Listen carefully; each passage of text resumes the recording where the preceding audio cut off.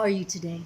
I hope you're doing wonderfully at home, still enjoying all of the activities your teachers are sending you every day, and having fun in your Zoom classes. Boys and girls, every month when we're in school on campus, we go to the theater and we have a big assembly where we learn about a life skill. It might be about learning to be responsible or learning to be thankful and show gratitude. It might be about learning to have compassion for others. This month, we're not on campus. We're at school in our houses. So I'm going to do the life skill right here with you now. And since we can't go to the theater for the assembly. And your teachers are going to share some other things with you later, okay? Our word this month is a good word. It's a really important word. It's courage. Courage. Do you know what it means to have courage? If you have courage, you act courageously. Do you know what it means to have courage? What does that mean?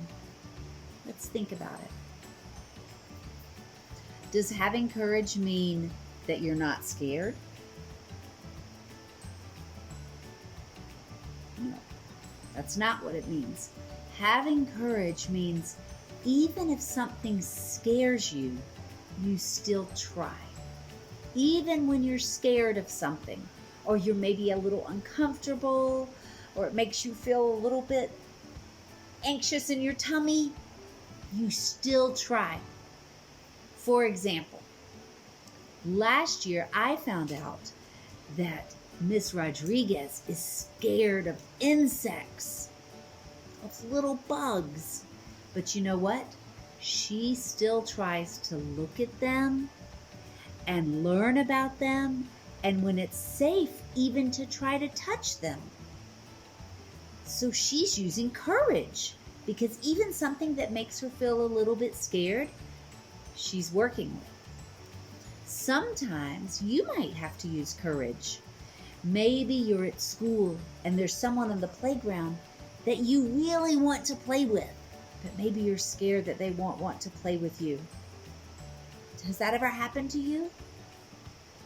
You might think, oh, if I go try to play with them, maybe they'll say no.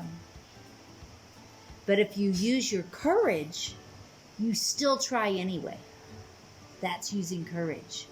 Maybe you want to learn to ride a bicycle with only 2 wheels.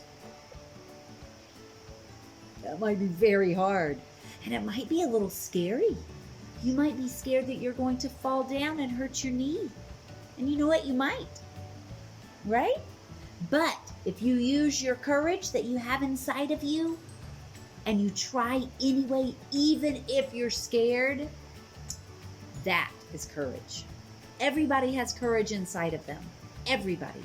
You just have to think about it and use it. It does not mean that you do something without being scared. That's just silly. Everybody's scared sometimes, and that's okay. But if it's something you really, really want to try and it's safe, then you find your courage and you do it anyway. You try, even if you're scared. Okay, that's what courage is. So what I want you to do this week, while you're at home, while you're doing school at home, I want you to think about something that you maybe want to do. Maybe it's something you want to learn how to do, or something you want to try, or maybe it's someone you want to talk to, but somebody you really want to talk to, but something you really want to do. I want you to think about that. Maybe it's something that makes you feel a little bit scared or a little anxious in your tummy. And I want you to make a plan of how you can do it, even if it's a little bit scary for you. Okay? And I want you to find the courage inside of you and try. Maybe you can ask your mom or an adult at home to take a picture of you being courageous and send it to me. Ooh, or maybe you could make me a drawing of something you did that used courage. Maybe in one of your class Zoom meetings, maybe you're scared to raise your hand. Maybe you want to talk, but you're scared to talk on the computer. But you try anyway. That's using courage.